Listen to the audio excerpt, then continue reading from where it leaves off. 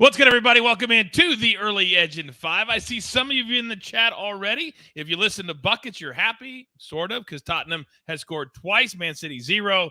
Unfortunately, Man City in under 4.5 goals is impossible to win now after 2-0 at halftime. But that's the soccer boys. They can fight that out. We're here and now. More best bets for the night in sports. Let's bring in the guys. You know them. You love them. We've got the speculator. We've got EC and, of course, Mike Barner here as well. Now, Mikey B, I know we got to hurry because your 3-year-old is playing on an iPad. We also have our own 3-year-old. He's right above you, so I know what you're dealing with right now. So we have no time to waste. Mikey, what do you like? I appreciate it. My son is upstairs playing with his Toy Story toys and watching his iPad. I said, give me 15 good minutes, buddy. So I'll give you a quick play here tonight for the Nets and Suns game. We'll do Ben Simmons over 1.5 steals. That's minus 105 on DraftKings. Now, Simmons has at least 2 steals in 5 of his last 6 games. He actually had at least 3 steals in 4 of those games. The Suns are basically playing without a point guard. They have no Chris Paul, no Devin Booker, no Cam Payne. They've been relying on guys like Dwayne Washington Jr. He had 16 turnovers over the last 5 games. Damian Lee's also been playing point guard. That's not a position of usual that he plays. He's had at least 2 turnovers in 4 straight games. They're even relying on Saban Lee, who just called up from the G League. Look for Simmons to take advantage of players who are handling the ball more than they're accustomed to. All right, very good. So we've got Ben Simmons over 1.5, and we've got the 3-year-old over 1.5 Toy Story episodes today, too. Mikey B, you're the man. Go take care of your kid. We appreciate that, brother. Thanks, guys. You bet. He's our NBA aficionado, Mike Barner, and he's exiting stage right. All right, now down to these two. Specty, I'm going to start with you, because last night, we say it all the time, but people on Twitter go like, why do you say that? It doesn't make any sense. When we say you're on the right play, and it just didn't come through. You had the Lakers 1-point deficit, 11 seconds to go, and another young player not understanding the rules, clear path foul, 2 free throws, get the ball back, they lose by 4. But it wasn't all bad. Explain. Yeah, I mean, I thought this bet was still in play when they were just down 1 with 13 seconds to go. But I'm going to give a shout out to the One Wolfpack who gave me a nice little message saying, hey, I couldn't get the Lakers plus 3.5, but I listened to your analysis yesterday about how they were going to be big runs and a team might go up and they were going to catch back up. And they live bet Lakers plus 6.5 on a Kings run, knowing the Lakers were going to catch back up and catch that. So I just wanted to say thanks for giving me a silver lining in that bad beat, but it does pay to listen, Coach. You're damn right it pays to listen. Hashtag. So, Specty, what do you like today, big boy? Yeah, so I like the Lakers Celtics under 241. I like this number anywhere north of the 239.5. Our SportsLine AI is projecting 238. In their last matchup, the game ended with a total of 230. In the last 2 games from last season, it was 198 and 218. Their final series averaged 206.5 points per game. Either way you look at it, like all 9 matchups, previous matchups between these 2 teams have all been under this 241 number. Now, I do know this is the regular season, not the playoffs or the finals. And last season was 7 points per game on average in the NBA regular season. Less points than this season right now. My theory is the new take foul rule is allowing teams to score more points in less amount of time at the moment. But either way, if you were to add 7 points to any of the 9 previous matchups, none of them reach 241 in total. So that's why I'm on the under 241 here. Did you see my analysis on my play on this game on the morning show? Did you see what I said? I did not, but I do know, I think you're on the over on the first half. Is that correct? It is. It's over 122. And the reason I did that, and I want your response to it, is that teams are scoring a lot in the first half, and then second halves are coming up short. So we both could cash, and I think we both will cash. I think that's exactly right. And this particularly is going to be one of those games where it could be high scoring in the first half. And then teams are like, we're going to get serious now. We don't want to lose. I said that. Right? I said that. See, I didn't even listen. Yes, and that's it's exactly that. Yeah. This is a rematch. They get serious in the second half. Yeah. See, totally me and the lead data scientist always on the same page. See, when you got high intellect speculator, that's what happens. Now, let me go to the other side of the fence. EC. Now, Tommy in the chat says, why are you always messing with EC? I'm just the host of a little old show called The Early Edge. I'm not here to mess with anybody. I'm just here to get along with it. Do you think I mess with you too much, EC? Absolutely not, Coach. You said something very nice about me on Twitter yesterday. I was shocked. I literally dropped my phone when I read it. I couldn't believe it. It was very nice. Thank you. There's another guy that works at SportsLine named Eric K. I actually it was about sorry. Eric K, not Eric Cohen. You just tagged the wrong person. Yeah, it happens. Yeah, it happens. Okay. Now, I'm going to let you go last because you have absolutely been killing it on your college basketball overs. That I will say. So I don't deserve to go last. You do. I've got one play tonight. I'm going to go late night Raptors and the Timberwolves. Well, kind of medium late night. Over 231.5. Why do I do this? The Raptors, they're starting to play a lot better offensively. They scored 122 against the Bucks, 123 against the Knicks, albeit in overtime, 124 against the Hornets. And we know the Timberwolves are always game for a high-scoring matchup. So they're playing at home. They love shooting in their own gym, and the Raptors are starting to play better. And after the game against the Knicks, Fred VanVleet says, we got to get serious. We need to show people we are a viable team in the East. They're starting to play like it. I love this number, over 231.5. All right, EC, bring us home.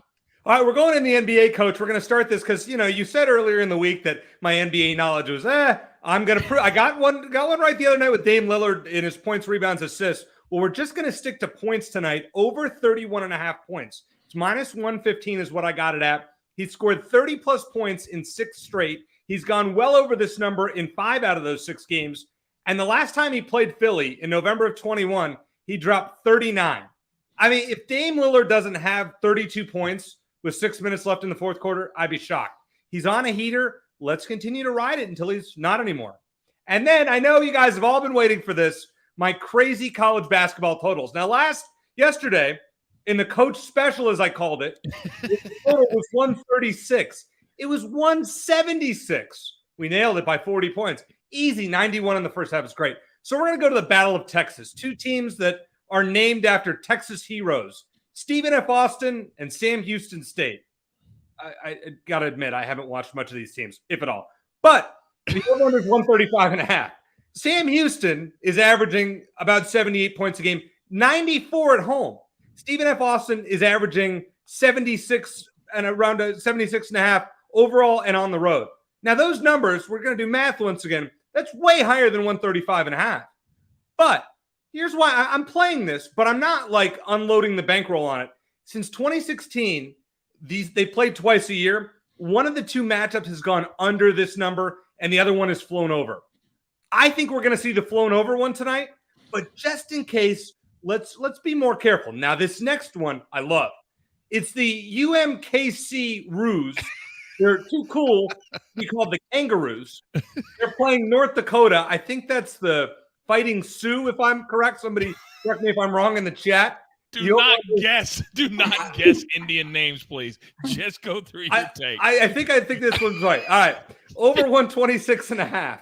Now, the teams stink. These 2 teams are awful. They're combined 13 and 25. But here's a stat for you. UMKC averages 138 points a game. Their games, combined 138 on the road. And North Dakota combined 138 at home. The over-under is 126.5. Now, UMKC is 7-4 to the over on the road. North Dakota is 5-2-1 to the over at home. There were 153 and 145 scored last year between these 2 teams. Let's hammer this over 126.5. Rick in the chat says, Early Edge in 5 is quickly becoming my favorite Early Edge show. Speculator, congratulations. Very well done. Hey, I think any college basketball game where EC doesn't know the college and he gets it wrong, we should send him there to take a tour of the campus. No, pass. God. I'll pass. That'd be amazing. That would be amazing. If you've never been to North Dakota in January, I promise you, it's not a place you want to go. I'm not going ever, Coach. Ever. North Dakota's a fine state. I'm not going ever. When I've seen snow 5 times in my life. I don't want to see any more than that. I'm good. Real quick, serious question. Gonzaga, 76 is the number, and they're saying it's cash. Where did it go? Josh says over 76 first half, 15-4 to the over this year. Would you like that, EC? Yeah, I do. I almost put Gonzaga and Loyola Marymount. I think it's over 157 for the game, and I think Gonzaga might score 100 on them. Now, I didn't go with this play, but Gonzaga, I think, has scored over 102 straight, so I'm rolling with that first half over. I like it. Okay. All right, Josh. So there you go. Book it, and we will play with you. By the way, I got some good news today, boys. I cannot tell you exactly what it is, but you guys have made this show such a success that it will continue and will continue to grow. I just can't tell you how we're going to do that yet, but you two guys should feel pretty good about yourselves. That's all I'm going to say. Appreciate it, Coach. We're going to an hour, Coach, for Early Edge in 5, going to an hour? It already is an hour after you join the show. Are you kidding me? Yeah, it now has become a joke that is called Early Edge in 5, but I'm not changing it, damn it. I'm not changing it. I'm not changing it one more time. All right, with that being said, grab your paper, grab your pencil. Here is the recap, courtesy of the snake on the ones and the twos. EC, full transparency. I almost played Damian Lillard this morning just to tick off EC. Hammer it. Let's go. I almost did that on the morning show, so you couldn't play it here. I almost did that. And then Stephen F. Austin, Sam Houston State over 135.5. Glad to see he knew they were historical figures in Texas. Then UMKC, North Dakota, over 126.5, minus 105. Then Mikey B, Ben Simmons, over 1.5 steals, minus 105. And now changing a diaper. 3-year-olds, no diapers. We're past diapers. Speculator, Warriors, Celtics, under 241. I'm on the first half, over 122. Dare we cash both? I say we try. Then Raptors, Timberwolves, over 231.5. I love this play tonight in Minnesota. Gentlemen, well freaking done. But with that being said, there's only one thing left to do, and I believe you all know what that is. You've got your marching orders. Let's take all of these in 5 tickets straight to the pay window. For my entire crew, love Mo, EC, my man, the speculator, and the snake, always doing work. You never see him, but you can feel it. I am the coach. Tell all your friends, turn on your notifications. We want everybody. If you're not a SportsLine member, what are you doing? Use the promo code early. I'll give you 30 days for free. Then after that, you'll roll with us with house money. It's how we do it here at the Early Edge. And sometimes, oh yes, just sometimes, we do it in 5. Good luck.